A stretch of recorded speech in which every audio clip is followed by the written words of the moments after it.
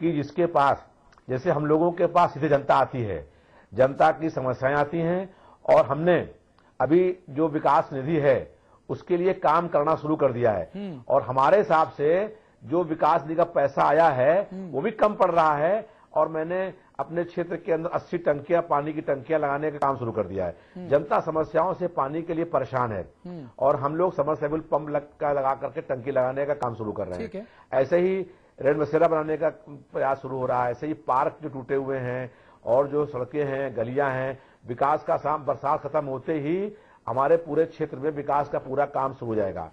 तो जो भी बात आपने कही कि जनता सीधे, जो गरीब जनता है, परेशान लोग हैं, जो मरीन बस्ती में लोग रहते हैं, झुग्गी झोपड़ी में रहते हैं, गलियों में रहते हैं, जो उपेक्षित हैं, जो नागरिक सुविधाओं से, समस्याओं से परेशान हैं, वो हम लोगों के पास आते हैं, और हम लोग उनकी समस्याओं को समझ करके और सीडीओ के यहाँ भेज रहे हैं, और विकास का पूरा पैसा बिना किसी कमीशन के, बिना दलाली के, बिना बेईमानी के, हम लोग चाहते हैं कि पूरा पैसा विधायक कोटे का पैसा जनता के विकास के काम में खर्च हो, इसके लिए हम लोग प्रयास कर रहे हैं। और ये सांसद हो, विधायक हो, जिम्मेदारी है कि जनता समस्याओं से परेशान है, उन समस्याओं के समाधान के लिए क्षेत्रीय विकास निधि का पूरा पैसा विकास के काम में जो है वो खर्च होना चाहिए। सिद्धार्थ साहब, मैं आपके पास आना चाहूंगा। मुझे ये बताइए, जो मल्होत्रा साहब कह रहे हैं, बड़ी ईमानदारी से बात कह रहे हैं, और हमने हमेशा समाचार प्लस पर रविदास मल्होत्रा जी की ईमानदारी की तारीफ की है कि बहुत अच्छे से, बहुत ईमानदारी से जो सही बात होती है, जो सैद्धांतिक तौर पर होनी चाहिए, वो कहते हैं, चाहे उसको कहने पर उनकी पार्टी के बड़े नेताओं से उन्हें विपरीत स्थितियों का सामना भी क्यों ना करना पड़े। ये मैं इसके लिए इनकी तारीफ जरूर करूंगा मल्होत्रा जी की। लेकिन मुझे एक चीज बताइए कलहन साहब, कि आप विकास करना चाहते हैं और विकास करने के लिए प्रयास कर रहे हैं, ये दो अलग अलग बातें हैं। आप चाहते तो बहुत कुछ हैं, लेकिन आप कर नहीं रहे, तो फिर कैसे काम होगा? देखिए, जो अभी एक तो आपने खुद ही कहा था, जब जगदम्बिकापाल जी ने इशू उठाया था, कि साहब प्रशासन जो है वो नहीं करने देता है, यूसी यूटिलाइजेशन सर्टिफिकेट नहीं इशू होते हैं। तो आप ये बताइए कि संसद में कितनी बार उठाया मुद्दा, आपने बिल्कुल सही इनसे पूछ लिया था। दूसरी बात ये बताइए कि जब आप जिला प्रशासन से ये काम सीडीओ के मार्फत से पैसे निर्गत नहीं करा सकते, यूटिलाइजेशन सर्टिफिकेट नहीं ले आ सकते, तो फिर वो गरीब जनता कितना पिसेगी? वो आपसे क्या उम्मीद करे कि जब आप अपने स्तर पर प्रशासन से नहीं, और मैं इस बात को मानने के लिए तैयार नहीं हूं कि साहब मुलायम सिंह यादव जी इसलिए फंड नहीं खर्च कर पाए, जिला प्रशासन सहयोग नहीं कर रहा था, या राहुल और सोनिया नहीं कर पाई, बल्कि इसकी बजाय अमिताभ जी की बात में ज्यादा दम नजर आता है कि जनता दरवाजे के बाहर और ये अंदर ध्यान हो जाते हैं। तो ये जो तमाम सारी छोटी छोटी समस्याएं हैं, और जो गरीब परेशान है वो जो जाता है उनके दरवाजे पर, कोई पुलिया बनवाने के लिए, कोई कुछ करवाने के लिए, कोई कहता है स्कूल की बाउंड्री गिर गई है, तो उसकी सुनवाई वहां हो ही नहीं पाती है। इनकी उदासीनता है। अगर इनको ख्याल आता है कि क्षेत्र के लिए कुछ किया जाए, तो ये जाते हैं किसी बड़े मंत्रालय से, कहते हैं कि साहब ये फलाना पीएसयू जो है, सार्वजनिक क्षेत्र की कंपनी, इसका प्लांट लगना है, तो वहां तो जाके ये कर देते हैं। लेकिन आम जनता को जिन परेशानियों से रोज दो चार होना होता है, उनकी तरफ ये जो बड़े नेता हैं खास तौर पर, या जो सांसद हैं, अब एक सांसद भी अपने आप में बड़ा ही नेता है, क्योंकि 20-25 लाख की आबादी हो चुकी होती है, उस जगह का प्रतिनिधित्व करता है, तो ये बिल्कुल उसकी तरफ उससे उदासीन रहते हैं। और मल्होत्रा जी का जैसा आपने कहा, बिल्कुल सही कहा कि ये तो भाई दिन रात उन्हीं के बीच में घिरे रहते हैं, इनके पास हर कोई आ जाता है, तो इनके लिए कम पड़ता होगा, उनके लिए इसका कोई उन बड़े लोगों के लिए जो आपने 40% लोगों के नाम गिना दिए।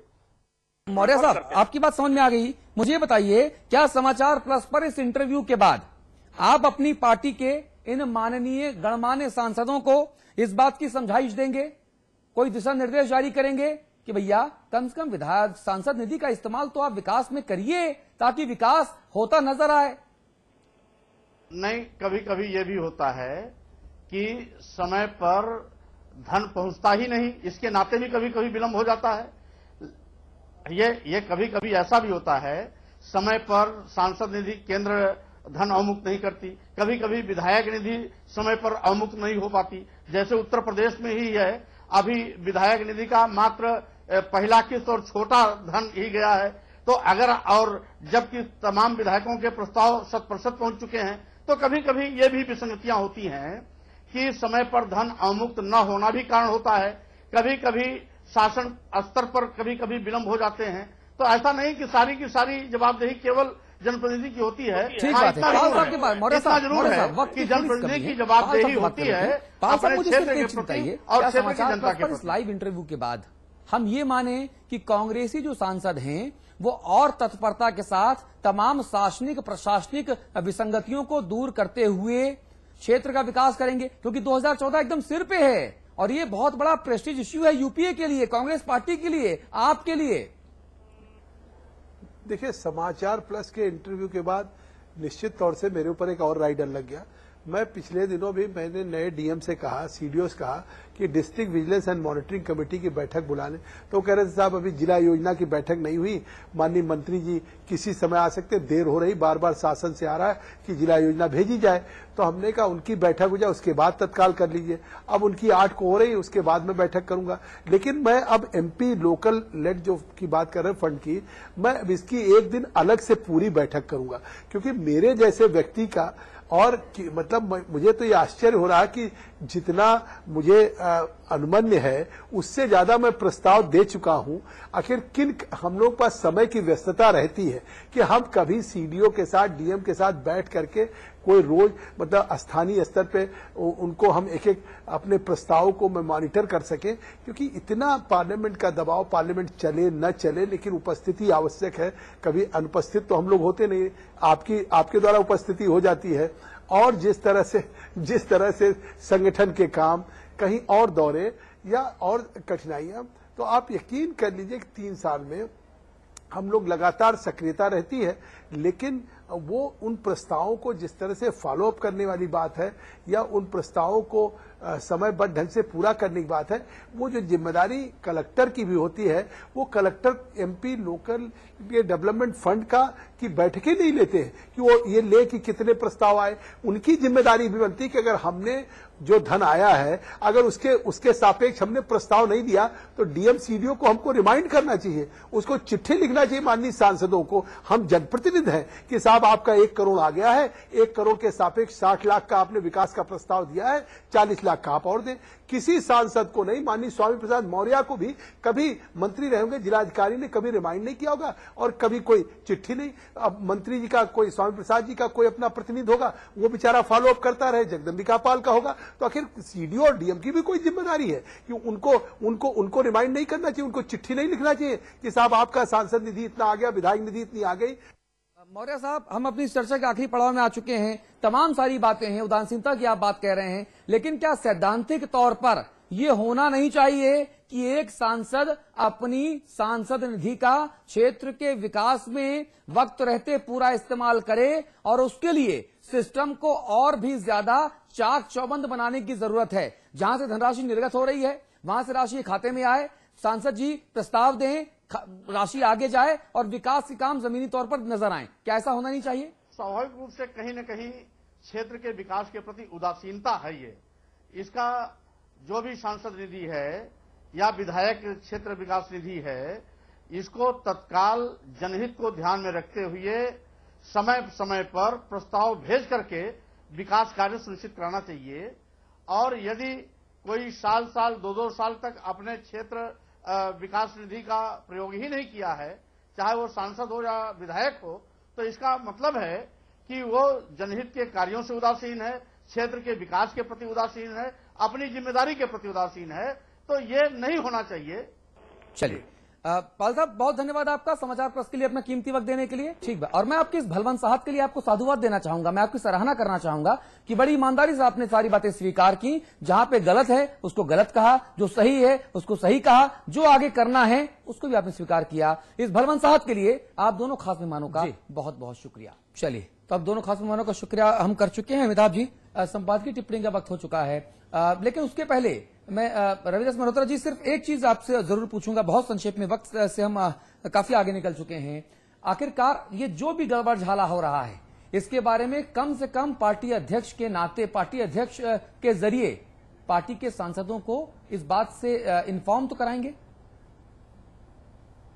जी जी बिल्कुल, जो है हम लोग लगातार ये प्रयास करेंगे कि पार्टी के बात पहुंचे और विकास का पूरा पैसा जनता के विकास के काम में खर्च हो। ठीक है, और जो जनता समस्याओं से परेशान है उन समस्याओं का हल निकले। जी अमिताभ जी, संपादकीय टिप्पणी। देखिए, मैं बहस को सुन रहा था, जगदम्बिका पाल जी को, स्वामी प्रसाद मौर्य जी को। इस बात में कोई व्यवहारिक सच नहीं है जो जगदम्बिका जी कह रहे थे कि जो मुख्य विकास अधिकारी है, सीडीओ है जिले का, मैं ये तो मान सकता हूं कि किसी सामान्य सांसद के साथ वो कुछ प्रपंच कर दे। जी, इतने बरस मैंने देखे राजनीति में, किसी भी कलेक्टर सीडीओ की इतनी हिम्मत नहीं। सिद्धार्थ जी मेरे साथ सहमत होंगे, जो मुलायम सिंह की, मायावती की सरकार हो तो भी मुलायम सिंह की चिट्ठी मुलायम सिंह की चिट्ठी होती है, और मुलायम सिंह की सरकार हो तो भी मायावती की चिट्ठी मायावती की चिट्ठी की तरह ट्रीट होगी। हाँ। राहुल और सोनिया गांधी, राजनाथ सिंह, इनकी चिट्ठी सीडीओ की हैसियत है कि उस पर बैठ जाए और कार्रवाई नहीं हो, संभव नहीं। मैं इस बात से सहमत नहीं। मैनपुरी का कलेक्टर, उस ये सीडीओ, उसकी इतनी हिम्मत हो सकती है कि मुलायम सिंह जो प्रस्ताव भेजे जी, उसको स्वामी प्रसाद मौर्य के कहने से रोक दे जी, संभव नहीं। ऐसा होता भी नहीं सियासत में। ठीक है, इसलिए ये तर्क ठीक नहीं। ठीक है, हाँ, मैं स्वामी प्रसाद मौर्य की इस बात से सहमत हूं, यहीं तक नेता रहे। रविदास मल्होत्रा जी की बात से सहमत हूं, आप यहीं तक रहिए कि दोनों हाथ जोड़कर कहिए कि हाँ, अब तक जो हुआ वो नहीं होना चाहिए था, उदासीनता थी, आगे से जनता का ख्याल रखेंगे। इतना सच बोलने में क्या दिक्कत है भाई? जी जी। और यही सवाल जनता पूछ रही है कि नेता जो हैं, अगर वो विकास का काम वाकई कराना चाहते हैं तो विकास के लिए निर्गत की जाने वाली सांसद निधि और विधायक निधि का ईमानदारी से इस्तेमाल किया जाना चाहिए। और इस खबर को दिखाने की और इस पैनल डिस्कशन को करने की हमारी मंशा भी यही है कि जो पैसा जनता का है, जनता के लिए है, उसको जनता के नुमाइंदे ईमानदारी से जनता के विकास के लिए खर्च करें। अभी तक नहीं किया, कोई बात नहीं, आगे से खर्च करें, ये हमारी एक ईमानदार कोशिश। अमिताभ जी आप बने रहेंगे। सिद्धार्थ साहब बहुत शुक्रिया आपका, रविदास मल्होत्रा साहब बहुत धन्यवाद आपका, मौर्य साहब और पाल साहब आपका भी बहुत शुक्रिया समाचार प्लस के लिए अपना कीमती वक्त देने के लिए। छोटा सा ब्रेक ले रहे हैं, ब्रेक के उस पार बात उत्तराखंड की होगी। देहरादून से भी कुछ खास मेहमान जुड़ेंगे हमारे साथ ब्रेक के बाद।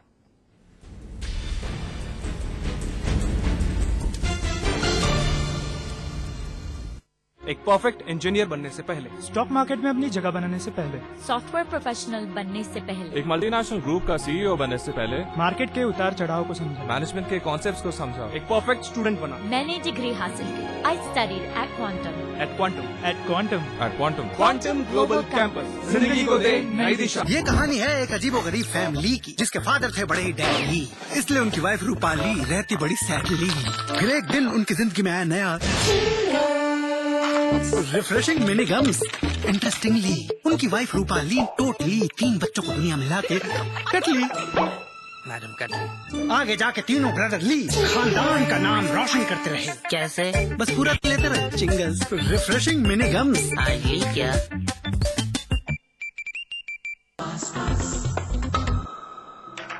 It's Meeta. It's magic. It's Meeta. It's magic. It's Meeta. It's magic. Meeta Magic from Pass Pass. It's Meeta. It's magic. India's largest university, with 25,000 students from 26 states of India and 16 countries. 25 international tie-ups. Placements in 300 corporates. Hostel facility for 15,000 students. Ranked amongst the top universities of India. 600-acre campus. Lovely professional university. Transforming education, transforming India.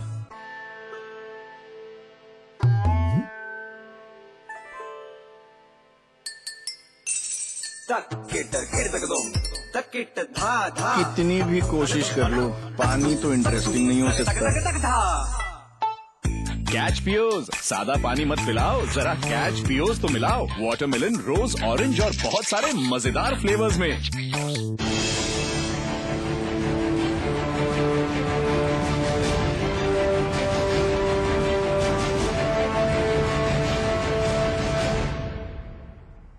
Uttarakhand की बात करेंगे, जहां promotion में आरक्षण के खिलाफ आंदोलन कर रहे आंदोलनकारियों में फूट पड़ गई है। एक धड़े ने हड़ताल वापस ले ली है, जबकि दूसरा धड़ा अब भी आंदोलन पर अड़ा हुआ है। इस मुद्दे पर हम बातचीत करेंगे। हमारे साथ वरिष्ठ कांग्रेसी नेता प्रदीप टंटा साहब होंगे, आप सांसद भी हैं। अमिताभ अग्निहोत्री जी हमारे साथ पहले से ही बने हुए हैं। इसके अलावा हम वीरेंद्र कंडारी जी के पास चलेंगे देहरादून स्टूडियोज में। आप महामंत्री हैं उत्तराखंड सचिवालय संघ के, आप सभी लोगों से हम खास बातचीत करेंगे। तो प्रमोशन में आरक्षण के विरोध में आंदोलन कर रहे उत्तराखंड के आंदोलनकारी दो धड़ों में बंट गए हैं। आरक्षण का विरोध करने वाले कर्मचारियों का एक धड़ा हड़ताल खत्म करने को तैयार हो गया है, जबकि दूसरा